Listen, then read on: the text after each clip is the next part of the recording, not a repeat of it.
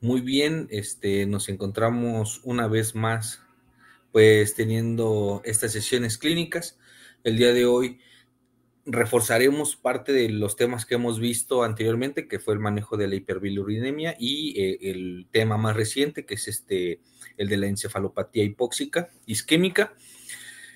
Y pues vamos a hablar, ya en videos iniciales hablábamos sobre el uso del acceso umbilical. Ahí quien todavía no lo haya visto, pues está el video ahí para que lo puedan ustedes consultar. Pero hoy vamos a tocar el punto de uno de los otros temas, uno de los otros accesos, que en este caso es el acceso percutáneo. Para esto vamos a tomar este video. Y primero quisiese explicarles qué es lo que aquí vamos a observar. Primeramente, ¿a quién paciente le vamos a colocar un acceso percutáneo? Ya identificamos que un acceso umbilical pues es a la vía del nacimiento en una situación de urgencia, porque es el acceso prácticamente más rápido que vamos a tener para poder infundir líquidos o medicamentos que en ese momento se requieran por la urgencia. Ya también vimos que hay bibliografías donde nos marca que estos catéteres umbilicales pueden estar hasta 20 días. Algunos más lo marcan según la bibliografía, pero siempre nos hace la referencia que entre más tiempo estén colocados estos catéteres, pues más riesgo de complicaciones tenemos, ¿no? Tanto de características infecciosas, entre algunas otras. Entonces se recomienda que dentro del periodo más próximo, pues se pueda hacer el cambio de catéter por otro tipo de elección. Dentro de estos, los que más se recomiendan, pues es un acceso percutáneo. Eh, para esto, pues bueno, ya hoy en día hay diferentes marcas, empresas que hacen la fabricación de este tipo de dispositivos y cada uno de ellos pues va a tener su característica propia. Pero básicamente el proceso de instalación, mantenimiento y retiro pues va a ser exactamente el mismo, cualquiera de los que estemos utilizando.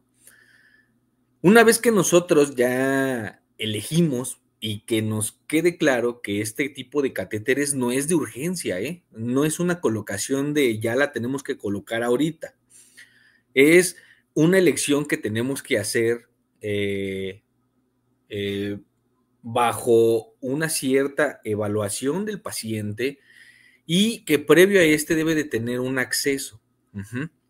Entonces, ¿cuál es la siguiente finalidad de la utilización de estos dispositivos? El que no multipuncionemos a nuestro paciente, ¿sale? Entonces, si yo hago una buena evaluación, valido el lugar en donde lo voy a colocar, tengo mi equipo necesario y hacemos el procedimiento, pero si ya llevamos 2 o 3 punciones, entonces ya perdimos el objetivo principal de la colocación de este catéter, que es no multipuncionar, ¿sale? Entonces no podemos tener más de 2 punciones porque entonces ya no tiene mucho sentido. Entonces, una vez que nosotros evaluamos nuestro paciente, verificamos, reiteramos el lugar en donde va a ser colocado, pues ahora sí procedemos a hacer la preparación de todo nuestro equipo necesario para poder hacer la colocación de este mismo. En este video que vamos a ver ahorita, elegimos el brazo izquierdo para poder hacer la punción en la vena cefálica y obviamente pues ya ahí hacer la introducción del catéter. Como nosotros vemos ahí, una vez que nosotros ya tenemos todo preparado, realmente el procedimiento es muy rápido.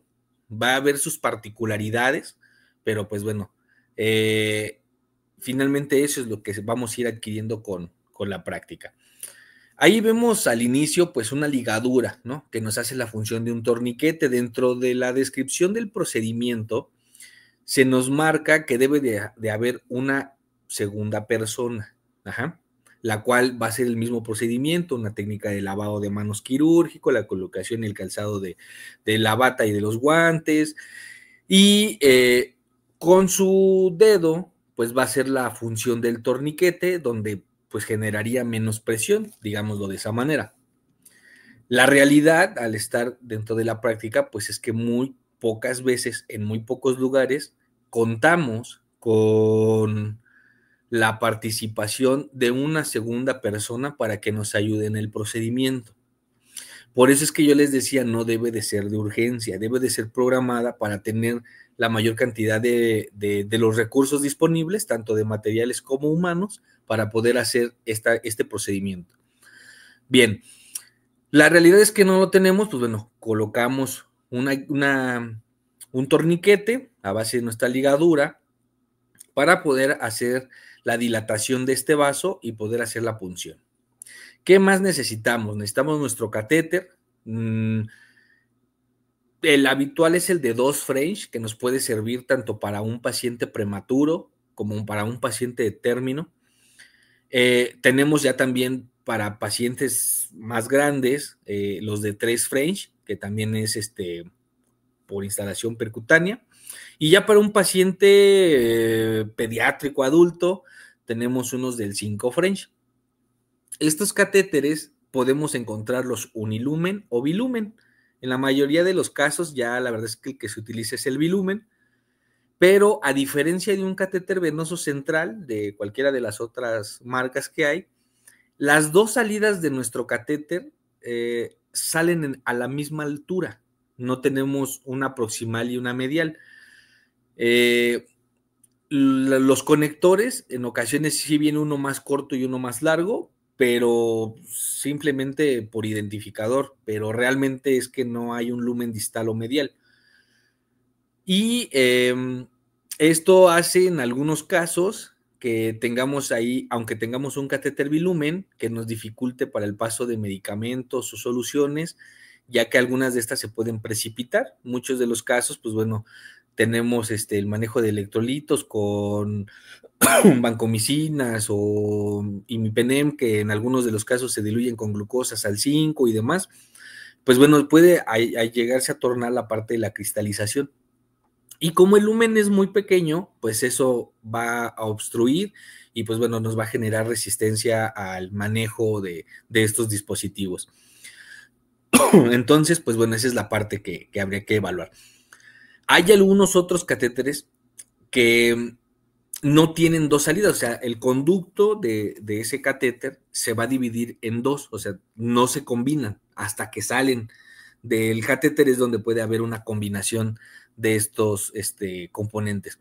Pero hay algunos otros catéteres que sí, todo el conducto solamente diferencian las dos entradas, pero una vez que llegan al cuerpo del catéter, ya se combinan, no hay una separación. Entonces ahí se vuelve todavía más riesgoso pues esta parte. Otro de los puntos que tenemos que considerar con nuestro catéter siempre, porque no es una regla en todos, es identificar que la punta de nuestro catéter esté marcada para un control radiológico, porque ahí nos va a marcar, se va a ver la punta a la hora que tomemos el catéter, la placa, y que esté identificado de cuántos centímetros es. Entonces, si mi catéter mide 30 centímetros, tengo la punta es un poco más oscura, a diferencia del cuerpo del catéter, y ya después de ahí cada marca es 1 centímetro. Hay catéteres que llegan a medir 60, pero digamos la punta no es el 0, sino es el 60. Entonces, pareciera que eso no es complejo, pero sí llega a haber confusión a la hora de hacer la contabilización de cuántos centímetros tengo adentro o afuera, pues es ahí donde llegamos a tener ese tipo de confusiones y tenemos que ser muy claros, porque a la hora que yo retiro mi catéter, sí va a influir mucho en qué número dice que está fijo. Si dice que está fijo en 20 y yo empiezo a hacer la extracción de mi catéter, 10, 9, 8, 7, 6, 5, 4, y resulta que ya se acabó, ya salió todo el catéter, entonces quiere decir que 4 centímetros se quedaron al interior de mi paciente, ¿no? Entonces, por eso es muy importante que hagamos esa medición lo más correcta posible. Bien, otro de los puntos que tenemos que considerar, pues es que tengamos que tener todo nuestro equipo completo. gasa, solución, jeringas, campos y todo para que no eso haga que se demore el tiempo del procedimiento en el que estamos realizando. También procurar que las instalaciones no sean en los horarios de visita, ya sea próximos, porque de por sí el familiar pues tiene solamente una hora, ¿no? Para estar con su paciente.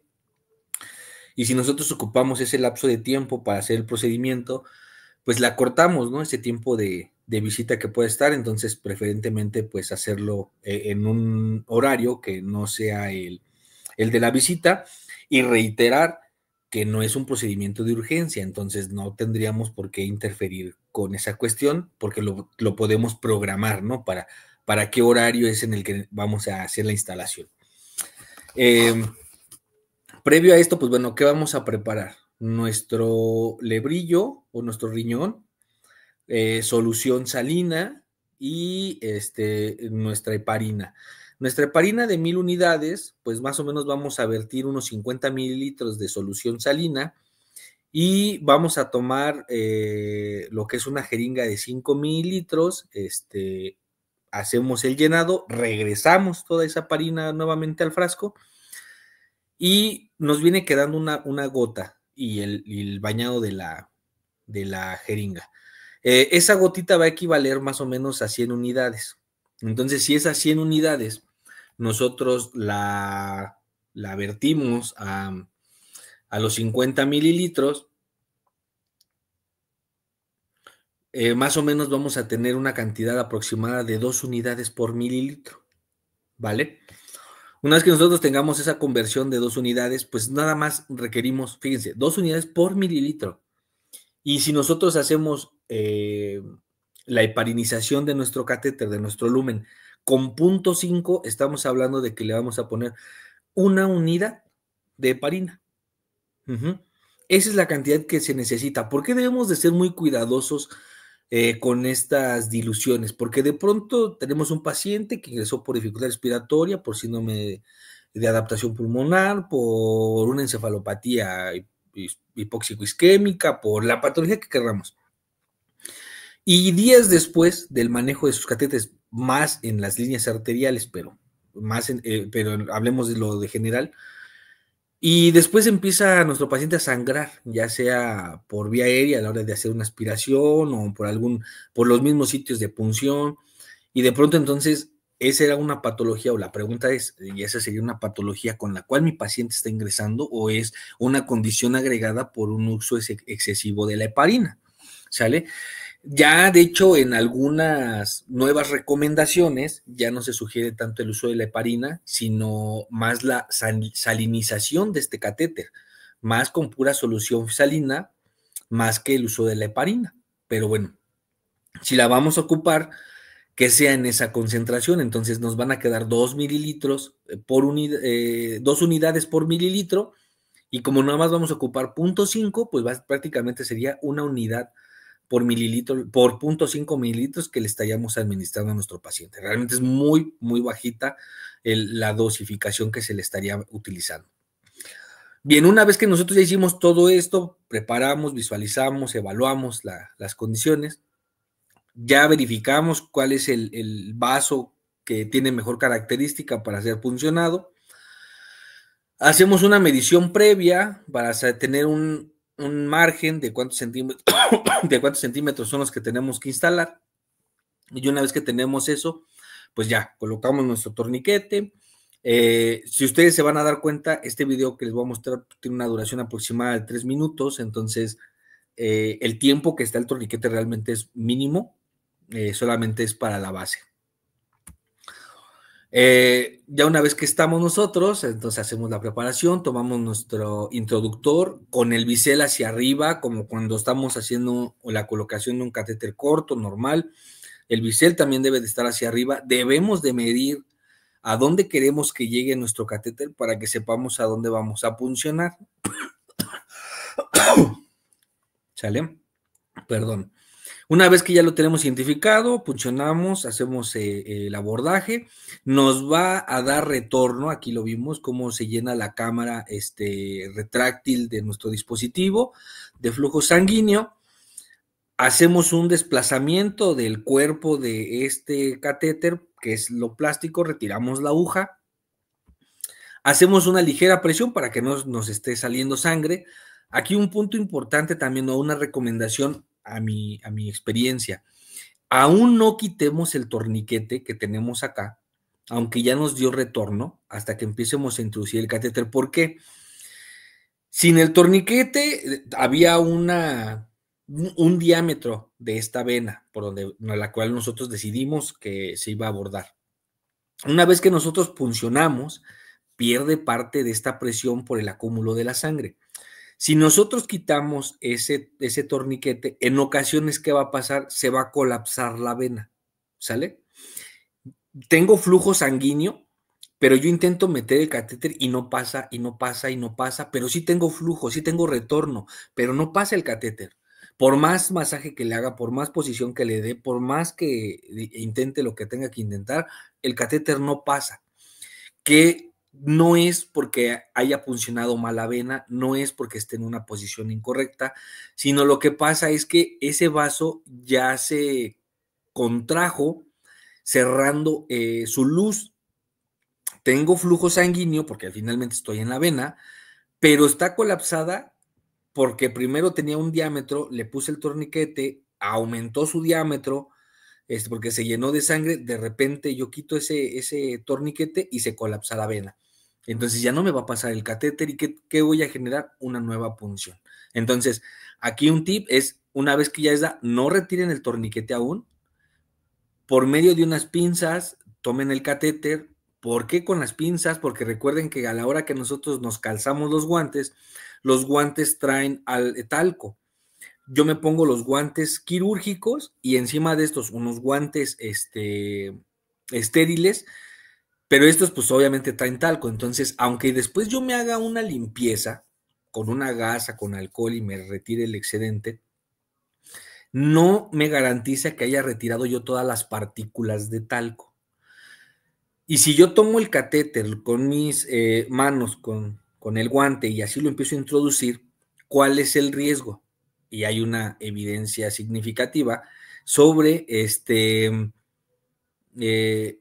flebitis mecánica. ¿Por qué? Porque ese talco se queda adherido al catéter cuando se empieza a introducir por medio de la humedad de la sangre, pues empieza a hacer, digamos, como unos grumos entre la sangre y el talco. Y entonces eso hace o genera una condición en la cual se pueda presentar una flebitis mecánica.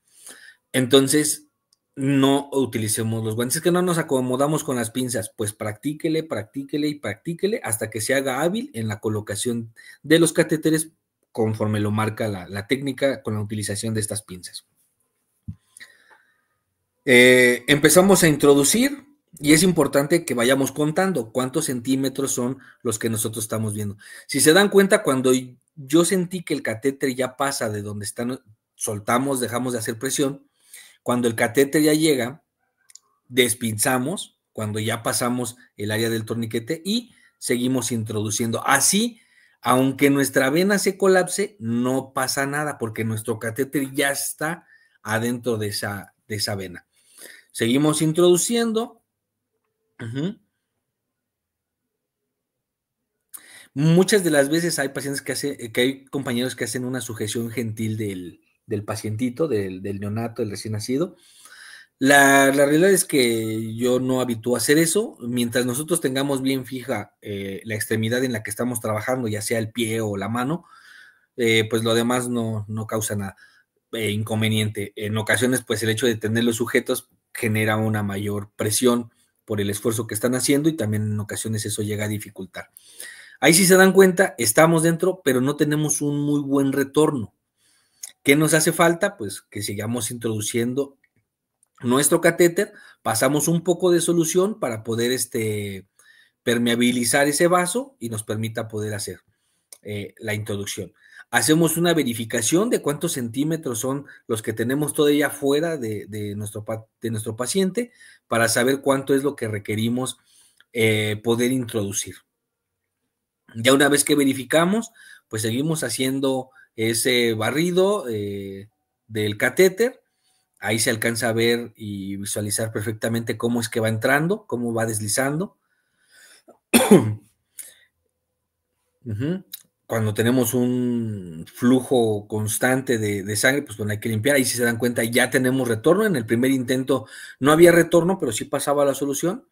Introdujimos un poco más del centimetraje de este catéter y ya se visualiza perfectamente el retorno sobre este mismo, ¿no? Sé cómo se torna color rojizo. Ahí sí, cuando llegue a suceder eso es no desesperarse porque entre querer agarrar la pinza de manera rápida, pues podemos sacar el catéter que ya teníamos introducido y nos va a dificultar. Entonces, verificamos que sí tenemos retorno, introducimos para poder hacer la verificación. Ya nosotros teníamos una medida previa, sabíamos que le tocaban 25 centímetros, 22 centímetros, dependiendo de la medición que nosotros hayamos realizado.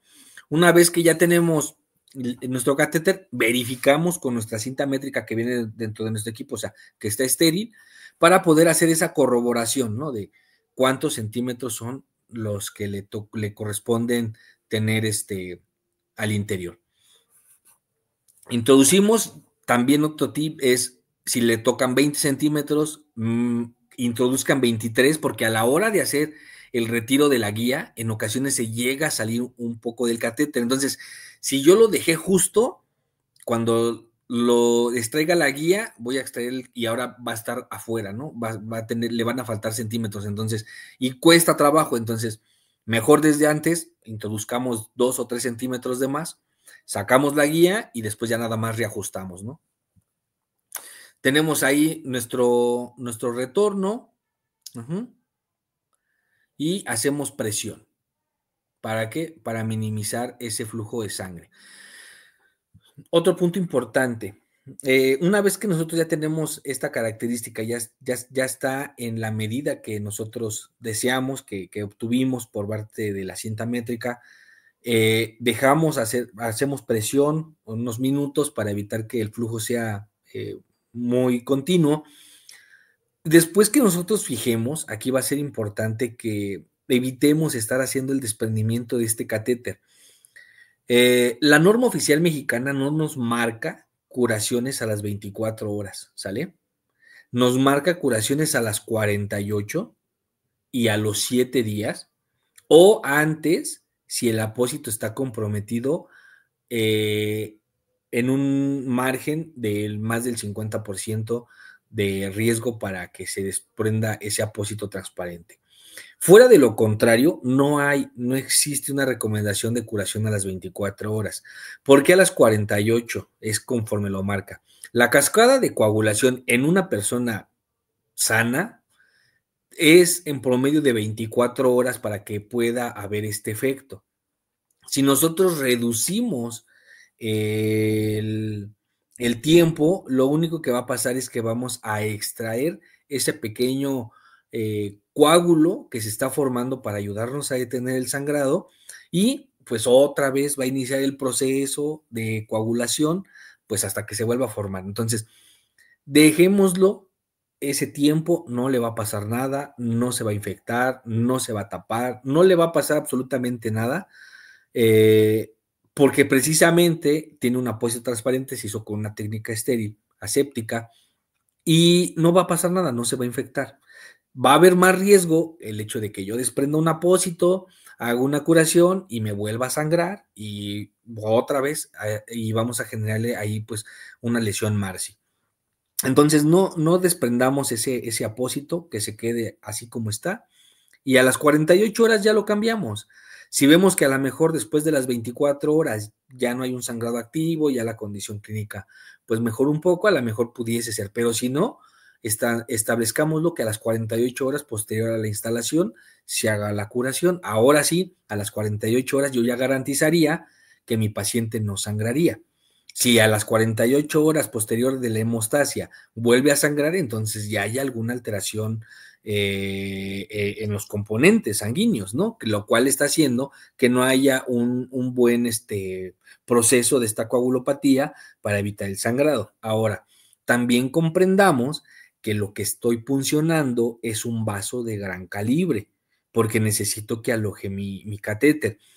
Llamaría más la atención que después de puncionarlo no sangrara. Algo está pasando, ¿no? ¿Por qué no estoy teniendo ese reflejo o ese reflujo sanguíneo a través de la punción? Pero si está sangrando, bueno, habría que ver algunos otros medios. Pero estamos en un vaso de gran calibre, va a ser normal que sangre.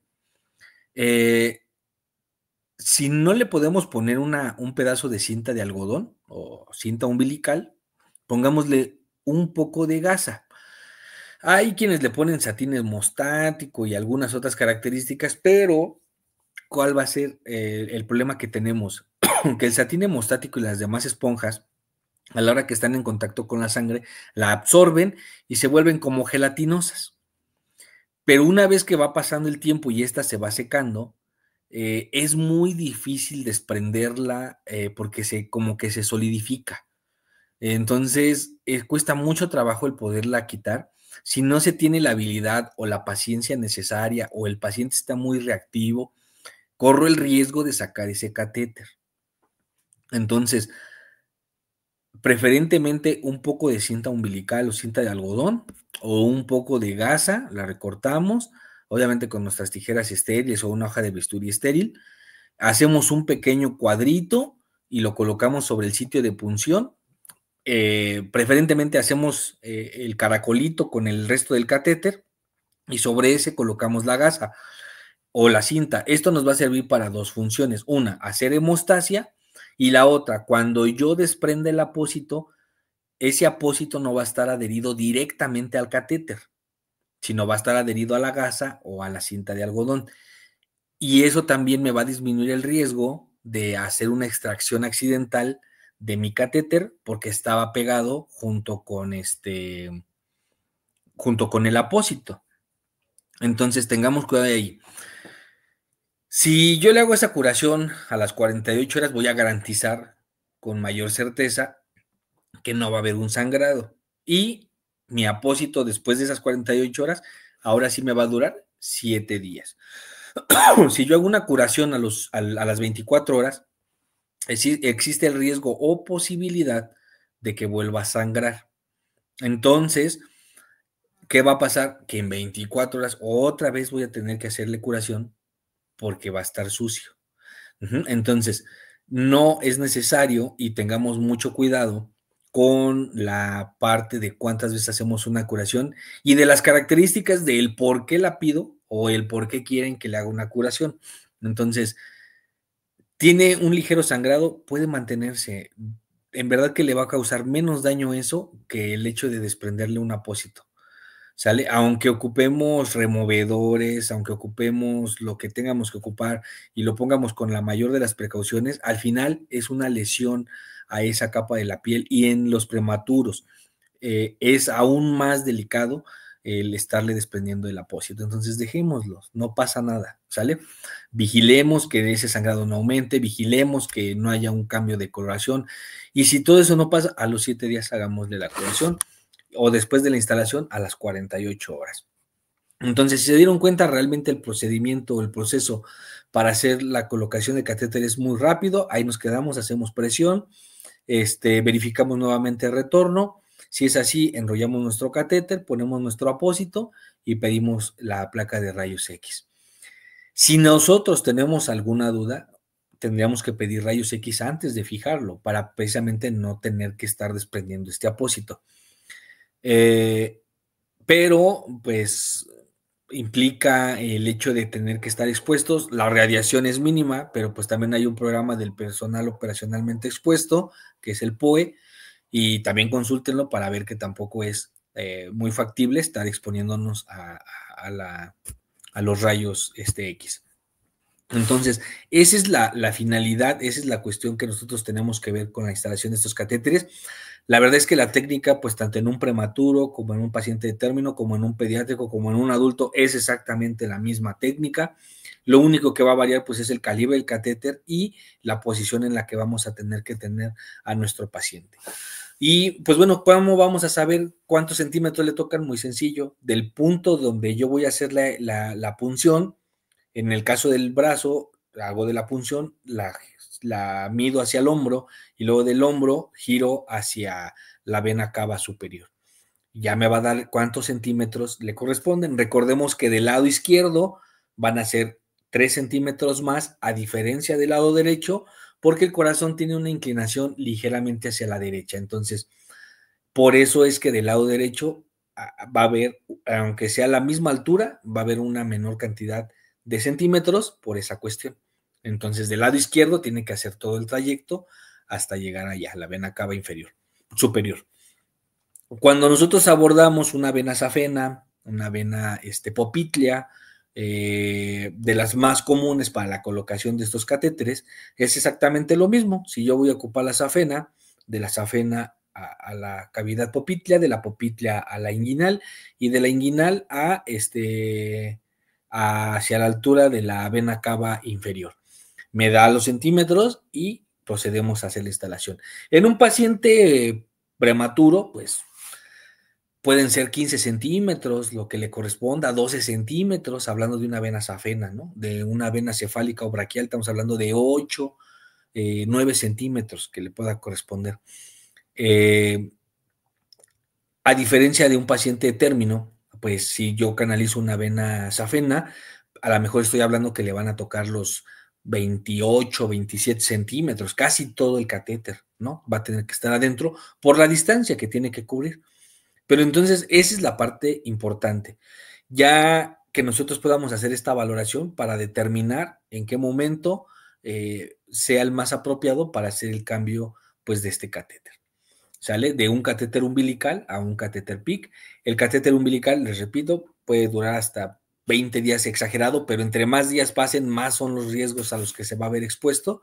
A diferencia de un catéter percutáneo, la parte de la fabricación nos dice que a los 30 días hay que cambiarla, pero la realidad también es que si nosotros hacemos una buena evaluación y mantenemos ese criterio de vigilancia y sacamos el costo-beneficio del paciente, lo podemos dejar instalado. Yo he visto catéteres de más de 70 días y sin problemas, funcionando al 100%. Se mandan a cultivar las puntas al término del tratamiento y no salen positivos, salen negativos los resultados. Catéter completo, todo bien. Entonces tenemos que hacer una valoración del costo-beneficio de qué es lo más apropiado para nuestro paciente. Bien, pues hasta aquí con esta plática que tiene que ver con este cuidado. Nos estamos viendo. Muchas gracias.